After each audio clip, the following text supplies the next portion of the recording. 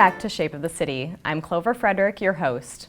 Now, we've talked about the importance of nutrition and exercise, but there's at least one more thing that's key to a youth's development, and that's sleep. Today, we're going to learn more about the importance of sleep from Timothy Nelson, an associate professor in the Department of Psychology at the University of Nebraska-Lincoln. Thanks for joining us, Tim. My pleasure. Thanks for having me. Well, let's get started. Now, we all know that sleep is obviously very important in our lives. Why is it especially important for kids?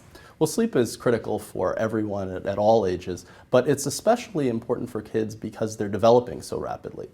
Kids are growing, their brains are developing, their ability to regulate their emotions and their behavior is all a moving target. And so disruptions and stressors like sleep loss hit kids particularly hard and really can have much more of an impact. Now, what are some of the consequences of insufficient sleep? There are a number of consequences across different areas of functioning. So I talk about how insufficient sleep affects children's brains, bodies, and behavior. In terms of their brains, there's a long history of how insufficient sleep negatively affects cognitive functioning. So problems with attention or memory, problem-solving skills, just not being mentally sharp. Are all consequences of sleep loss. And actually, many of the cognitive effects of sleep loss are really mimic those of ADHD, which is another common childhood disorder. And actually, sleep problems are often misdiagnosed as ADHD, so we really should be assessing for that. So there are real effects on brain. There are also physical effects of losing sleep. There's less research in this area, but we know that sleep loss is associated with overeating, risk for obesity, type 2 diabetes, and also can compromise immune functioning, so kids are more susceptible to illness. And then finally, we know that sleep problems can affect behavior. So if you've ever been around a toddler who's overdue for a nap, you know what this looks like. So kids can become irritable, they can become moody, non-compliance, they're not able to follow directions, they throw tantrums. It can also contribute to pretty serious mental health problems like depression and anxiety. So there's a lot of behavioral effects as well. We've known many of these things, and in fact, many of these effects are really intuitive in a lot of ways. But what we've learned more recently that's really fascinating is that these problems kick in at really low levels of sleep loss. So recent research suggests that losing as little as an hour or even half an hour a night is enough to produce some of these really serious kind of daytime consequences. So we've known for a long time that if you keep kids and adults up all night, they fall apart. But in reality, it doesn't take that much to see some real problems. So every bit of sleep matters. And how much sleep do children need?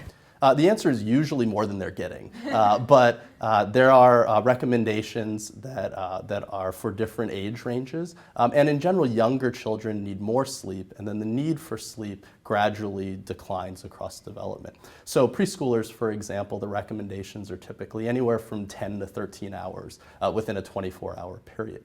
For elementary school kids, it's more like 9 to 11 hours. By adolescents, it's 8 to 10 hours. So you can see there's a gradual decline in sleep need, but still substantial need. And most kids, or many kids, don't meet those recommendations. And even there's a little bit of wiggle room in there, but even at the lower end of those recommendations, we're talking about substantial sleep need. And when kids don't get that, we see those consequences we were talking about. Okay, now how common are sleep problems in kids? Well, estimates vary considerably, but sleep problems are concerningly prevalent for children. So the estimates are different based on how you define sleep problems, but I've seen studies that suggest that anywhere from 20 to 40% of all children have significant sleep problems. The rates are even higher for kids who have certain developmental conditions.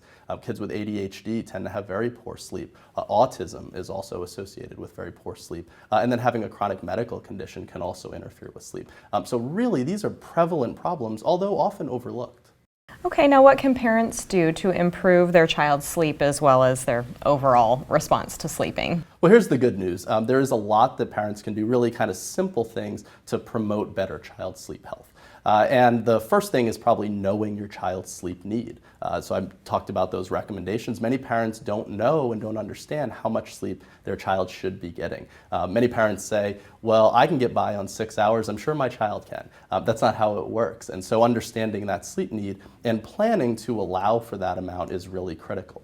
Having a regular bedtime and wake time and keeping those consistent every day and not changing it on the weekends dramatically, that's a really important step as well. Having a pre-bedtime routine, so doing things that allow the child to prepare for bed and start winding down is really important. So I have a preschooler, Lucas, and he's had a regular bedtime routine for a long time. So he knows we take a bath, then we put on pajamas, then we brush teeth, then we read a book, and then we're ready for bed. And so that helps the child to understand that it's time to start winding down and it's time to start getting ready for sleep.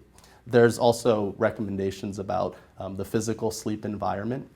We want it in general to be cool, dark, and quiet. That's conducive to good sleep. And then there's things we want to avoid, like caffeine in the evening, and even in the afternoon, it can stay in the system and interfere with sleep. And then screen time is a big issue, so watching TV, video games, computers, iPads, those kinds of things. We generally recommend not to do those things within an hour of bedtime because that can interfere with sleep as well. There are a number of other kind of pretty simple things that parents can do. When issues are more serious though, when there's bedtime resistance or the child really has a hard time getting to sleep or maybe gets up at night, then we might recommend that the family see a behavioral health specialist like a child psychologist to help work through some of those issues. And they're really good behavioral interventions. And then finally, there are certain issues that parents should speak with their pediatrician about. So if children are snoring or have pauses or interruptions in their breathing during sleep, that's a good time to talk to your pediatrician because it might be a sign of something called obstructive sleep apnea, and there are good medical interventions for that. Now, what can parents do during the day to ensure good sleep habits at night? There's a number of things that they can do. In general, we want kids to be exposed to natural light as much as possible because at night we want it to be dark, signaling it's time to go to bed. But during the day, we want light and we want it to be a signal to the child that it's time to be up and time to be active. And being physically active during the day is also really important. So kind of wearing kids out during the day helps them to sleep better at night. And it's also just part of an overall kind of balanced, healthy lifestyle. If you're eating right, if you're exercising, being active during the day, and then generally winding down at night. So as you get closer to bedtime, kind of less active sorts of activities, reading and things that help a child to calm down. And going to sleep is really a process. It's not something you just snap your fingers and you fall asleep, especially with kids. So we want them to be able to wind down at night and take kind of the high activity levels during the day and start pulling that back in preparation for sleep. Very good. Are there some resources available for parents who want to learn more? Absolutely. There's a number of great books out there. One that I really like is called Taking Charge of Your Child's Sleep by Owens and Mindell.